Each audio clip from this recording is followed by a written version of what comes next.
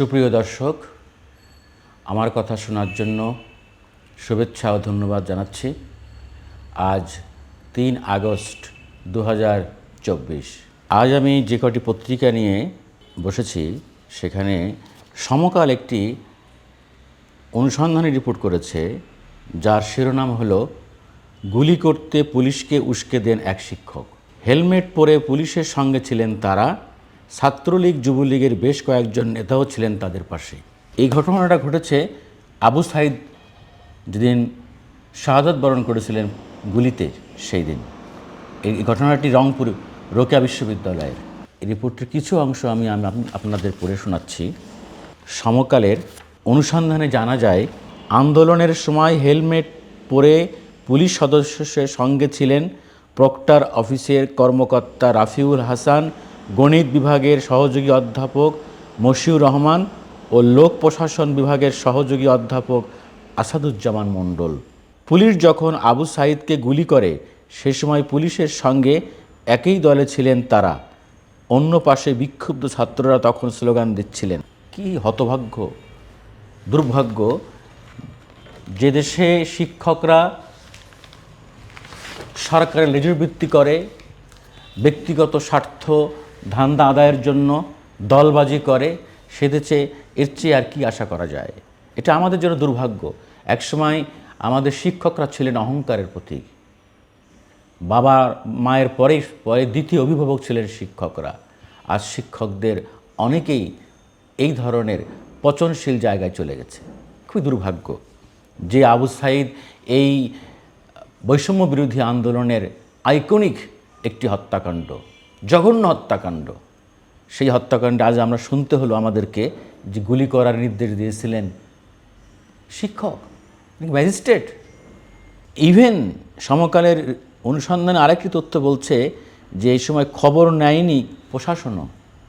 আবু সাইদকে রংপুর মেডিকেলে নেওয়া হলে ডাক্তার তাকে মৃত ঘোষণার পরও কোনো খবরও নেয়নি বিশ্ববিদ্যালয় প্রশাসন। দুর্ভাগ্য। এইসব সংবাদ আর পড়তে চাই না আসলে। আর গতকাল তো আমরা সবাই জানি, এটি পুরনো সংবাদ, যে গতকালও বিক্ষোভরত ছাত্র জনতার মিছিলে গুলি হয়েছে, টিয়ার সেল নিক্ষেপ করেছে। গতকাল গণমিছিলে হামলা সংঘর্ষে পুলিশ সহ 2 জন নিহত হয়েছে। এরপরে আমি যে পত্রিকাটি নিয়ে আলোচনা করব সেটি হলো প্রথম আলো। প্রথম আলো রিপোর্ট করেছে যে 69 এইচএসসি পরীক্ষার্থীর জামিন, তবে মামলা রয়ে গেছে। প্রতিটি অভিভাবক এই সব শিক্ষার্থীদের উদ্বিগ্ন যে কীভাবে শিক্ষার্থীদের পড়াশোনার ব্যাপক ক্ষতি হয়েছে এই আন্দোলনে গ্রেপ্তার করার কারণে, হয়রানিমূলক গ্রেপ্তার করার কারণে। আর একটা কথা হলো যে সবচেয়ে আলোচিত বিষয় এখন, আন্দোলন প্রত্যাহারের সেই ঘোষণা স্বেচ্ছায় ছিল না। 6 সমন্বয়কের বিবৃতিতে বলা হয় ডিবি কার্যালয়ে তাদের জোর করে খাবার টেবিলে বসিয়ে ভিডিও করা হয়, গণমাধ্যমে মিথ্যা বিবৃতি দেওয়া হয়। এবং আজ শনিবার সারা দেশে বিক্ষোভ, রোববার থেকে সর্বাত্মক অসহযোগের ডাক দিয়েছে বৈষম্য বিরোধী আন্দোলনের সম্পৃক্ত ছাত্ররা। যে আশঙ্কাটি প্রথমেই করা হয়েছিল, যখন ডিবি কার্যালয়ে প্রায় 1 সপ্তাহ রেখে দেওয়া হয়েছিল, তারা যেদিন বিবৃতি দিয়েছিল এবং তারা যেদিন খাওয়া দাওয়া করেছিল সাবেক ডিবির কর্মকর্তা হারুন রশিদের সঙ্গে, সেই দিনই মানুষ সন্দেহ করেছিল যে এগুলো রিয়েল না, এগুলো সাজানো, এগুলো ভয়ভীতি দেখিয়ে করানো হয়েছে। যার প্রমাণ তারা এখন ডিবি কার্যালয় থেকে মুক্ত হওয়ার পরে তারা যৌথ বিবৃতি দিয়ে বলেছে যে আন্দোলন প্রত্যাহারের সেই ঘোষণা স্বেচ্ছায় ছিল না, এদেরকে ভয় দেখিয়ে চাপ দিয়ে করা হয়েছে। এবার আমি যুগান্তরে একটি খবর পড়তে চাই। যুগান্তরে এই আন্দোলন দমন নিয়ে বিশেষজ্ঞদের মত, প্রাণঘাতী অস্ত্রের ব্যবহার মানবাধিকার লঙ্ঘন। এখানে ব্রিগেডিয়ার, অবসরপ্রাপ্ত ব্রিগেডিয়ার বিশিষ্ট নিরাপত্তা বিশ্লেষক ও রাজনৈতিক বিশ্লেষক ব্রিগেডিয়ার এম শাখাওয়াত হোসেন বলেছেন যুগান্তরকে, চূড়ান্ত অবস্থা ছাড়া প্রাণঘাতী অস্ত্র ব্যবহার করা যায় না। পুলিশের সাবেক আইজি নূর মোহাম্মদ বলেছেন, কাউকে মারার জন্য পুলিশকে কাজ দেওয়া হয়নি। এই যে পুলিশ যে নির্বিচারে গুলি করছে এবং পুলিশের গুলিতে বুকে পিঠে গুলি লেগে, মাথায় গুলি লেগে যে মানুষ মারা যাচ্ছে, সেটি যে কতখানি জঘন্য অপরাধ সেটি এই দুই বিশেষজ্ঞের বক্তব্যে ফুটে উঠেছে। যুগান্তর আরেকটি রিপোর্ট করেছে যে প্রধানমন্ত্রীর জরুরি বৈঠক, সমন্বয়কদের সঙ্গে কথা বলতে 3 জনকে দায়িত্ব। তারা কারা? তারা হলেন দায়িত্বপ্রাপ্তরা হলেন, নেতারা হলেন সভাপতি মণ্ডলীর, আওয়ামী লীগের সভাপতি মণ্ডলীর সদস্য অ্যাডভোকেট জাহাঙ্গীর কবির নানক, যুগ্ম সাধারণ সম্পাদক মাহবুবুল আনাম হানিফ ও কৃষিবিদ আফমামা বাহাউদ্দিন নাসিম। যদিও কালকে আমরা আন্দোলনরত শিক্ষার্থীদের সমন্বয়কদের একজন গতকাল বলছিলেন, আমরা ইউটিউবে শুনেছি যে তারা প্রধানমন্ত্রীর সঙ্গে আলোচনা প্রত্যাখ্যান করেছেন, কারণ উনি বলতে চেয়েছেন যে এখনও শিক্ষার্থীদের রক্ত যাদের হাতে, তাদের সাথে কোনো আলোচনা তারা বসবেন না। এরপরে যে কাগজটি আমার সামনে, বণিক বার্তায় খবর দিয়েছে যে এবার 7 ঘন্টার জন্য মোবাইল ইন্টারনেট বন্ধ, ফেসবুক টেলিগ্রাম। সামাজিক যোগাযোগ মাধ্যম হিসেবে ব্যবহৃত ফেসবুক, মেসেঞ্জার, টেলিগ্রাম সংযোগ 13 দিন বন্ধ থাকার পরে বুধবার সরকার চালু করে। এরপর গতকাল আবার দীর্ঘ সময় ধরে এটি বন্ধ ছিল, সে খবরটি দিয়েছে বণিক বার্তা। মানবজীবনের একটি খবর আমি পড়তে চাই। মানবজীবনে বলেছে যে গ্রেপ্তারের সংখ্যা কিন্তু 12,000 ছুঁই। এটাও কিন্তু একটি উদ্বেগজনক চিত্র যে গ্রেপ্তার কিন্তু থামছে না, এবং গ্রেপ্তারের নামে কিন্তু ব্যাপক গ্রেপ্তার বাণিজ্য হচ্ছে। নিরীহ নিরপরাধ লোক কিন্তু এখনও গ্রেপ্তার হচ্ছে। এ ধরনের সাংবাদিক হিসেবে প্রতিদিনই আমাদের কাছে এ ধরনের খবর আসছে, আমাদের সাংবাদিকরা এটা নিয়ে কাজ করছেন। কালবেলা নিউজ করেছে তথ্য লোকানোর চেষ্টা মামলায়।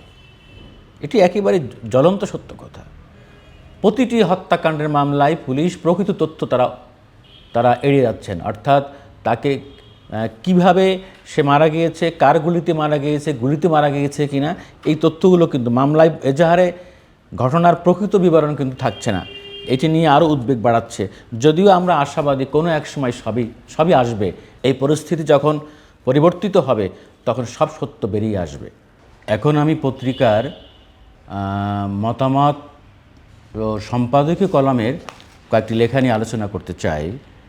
সেখানে আমার হাতে প্রথমে আছে প্রথম আলোতে একটি কলাম ছাপা হয়েছে আজকে, উপসম্পাদকীয় লেখা ছাপা হয়েছে, যার শিরোনাম হলো কোটা সংস্কার আন্দোলন, মানুষের জীবন নাকি সম্পত্তি, কোনটা বেশি দামি। এটি লিখেছেন অর্থনীতিবিদ ও সাবেক সচিব মোহাম্মদ ফাউজুল কবির খান। তিনি সেখানে দেখিয়েছেন যে মানুষের জীবনের মূল্য বেশি না সম্পত্তির মূল্য বেশি। অবশ্যই না, অবশ্যই মানুষের জীবনের মূল্য বেশি। উনি এটি দেখিয়েছেন যে, এবং সেটি লিখতে যে উনি একটি স্থানে বলেছেন, জীবনের চেয়ে মূল্যবান কিছু নেই, সম্পত্তির ক্ষতি মেটানো সম্ভব কিন্তু প্রাণহানির ক্ষতি অপূরণীয়।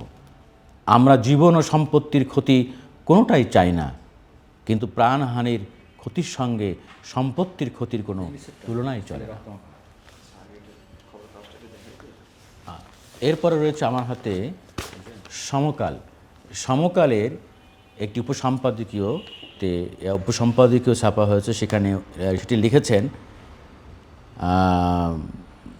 এটা শিরোনাম হলো ঝরে পড়া ফুলগুলোর জন্য শোক। এটি লিখেছেন সমকালের জ্যেষ্ঠ সহ সম্পাদক মাহফুজুর রহমান মানিক। তিনি তার লেখার এক স্থানে বলেছেন, আহাদের বয়স মাত্র 4 বছর। গোলাগুলির শব্দ শুনে সবার সঙ্গে আহাদও বারান্দায় গিয়েছিল। হঠাৎ আসা একটি বুলেটে লুটিয়ে পড়ে শিশুটি। গোলাগুলির শব্দ শিশু মনকে কৌতূহলী করেছিল, কিন্তু জীবনের যে সংগ্রামে কোটা সংস্কারের দাবিতে শিক্ষার্থীরা রাস্তায় নেমেছিল তা কোনোভাবেই শিশুটির বোঝার কথা নয়। তবুও ঘাতক বুলেট তাকে বাঁচতে দিল না। গুলি চোখ দিয়ে ঢুকে মাথায় আটকে যায়। কত কষ্টই না হয়েছিল বাচ্চাটির, ভাবা যায় না। এগুলো পড়তে গেলে গায়ের লোম খাড়া হয়ে যায় এবং চোখ ভিজে আসে। এরপরে আমি আজকের এই আলোচনাটা শেষ করব আরেকটি লেখা পড়ে। এটি খবরের কাগজে, এটি একটি মৃত্যুর ঘটনা, যে সন্তানের রক্ত ভেজা লুঙ্গি হাতে নিয়ে যে মায়ের যে বুক ফাটা আর্তনাদ, সেটি এই লেখার মধ্যে তুলে ধরা হয়েছে। ছেলে রক্ত মাখা লুঙ্গিটি দেখান আর কাঁদেন মা। এই ঘটনাটি শেরপুরের। কিশোর আসিফের মাথায় গুলি লেগেছিল, রক্তে ভিজে গিয়েছিল পরনের লুঙ্গি। তার কবরের কাছে বসে থাকেন মা, লোকজন এলে ছেলের সেই রক্তমাখা লুঙ্গি দেখান আর অঝরে কাঁদেন।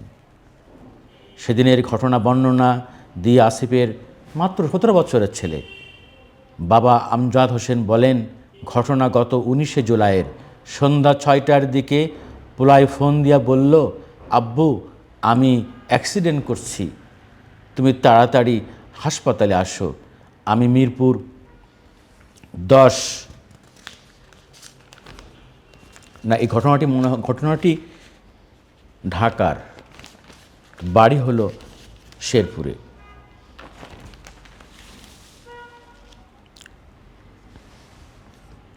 মিরপুর 10 নম্বরে আলোক হাসপাতালে গিয়ে দেখি মাথায় গুলি খাইয়া পোলাটা পড়ে আছে, রক্তে ভিজা গেছে লুঙ্গি। তখনও গোল চত্বরে গোলাগুলি চলছিল। রাস্তায় রিক্সাও তেমন একটা নাই, 2-1টা রিক্সা আছিল। গোলাগুলির ভয়ে কেউ যাইতে চাইল না। পরে একটা রিক্সা নিয়ে সোহরাওয়ার্দী হাসপাতালে যায়। ডাক্তার সাহেবরা পোলারে ব্যান্ডেজ করে নিউরোসায়েন্স হাসপাতালে নিয়ে যাইতে বলে। এরপর আর একটা রিক্সা কইরা যখন হাসপাতালে যাইতেছি, তখন পোলাটা কইতাছিল, আব্বু আমার উপর থেকে দাবি ছাড়িয়া দিও, আমি তোমার স্বপ্ন পূরণ করতে পারলাম না, মনে হয় আমি আর বাঁচব না। তিনি আরও বলেন, আমার বুকটা ফাইটটা যাইতেছিল। পরে হাসপাতালে নিয়ে গেলে ডাক্তার সাহেবরা বলল, আমার ছেলে মইরা গেছে। তার পড়তে চাই না, এখানে শেষ করছি। এতক্ষণ যারা ধৈর্য সহকারে আমার কথা শুনেছেন তাদের প্রতি আবারও কৃতজ্ঞতা জানাচ্ছি।